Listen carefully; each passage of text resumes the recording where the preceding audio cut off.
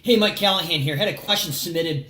Gentleman wants to know, how do you handle and know the difference of the hours spent in the shop or out producing in the field for income? So there's two different ways of tackling this. The first way I'm going to look at this here is billable versus non-billable time. If you're using a product like Service Autopilot or another CRM, there should be a report that you can run for basically non-billable time. That's going to get you that number. What I think the simplest way of dialing in and the way we handle it in our company is we actually create a specific job for shop time. So that's the loading, unloading, the daily walk around of the truck.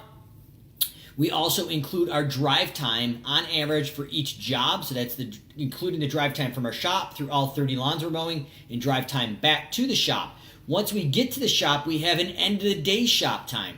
This includes unloading and filling out any of the damage report things there. So we're going to give them the budgeted time and make sure it's in our overhead recovery system to handle shop time in the morning, drive time associated with each job, and then the drive time back to the shop. And then we're going to track the non-billable time again in a separate job for accountability and details of what needs to happen in the end of the day shop time. So if you're using something like a piece rate pay system, this is very important because that's part of the job and the guys and girls need to get paid for that, but we want to account for a reasonable amount of budgeted time for that. I'm going to dive into even a little bit deeper on that. So if we have a maintenance issue as far as like blade sharpening or going out and changing the oil, any preventative maintenance, we also want to create a job, in my opinion, to track the time spent on that with a budgeted time to make sure it's falling within our budgeted range for overhead recovery, and to track some accountability to make sure it is actually taking place.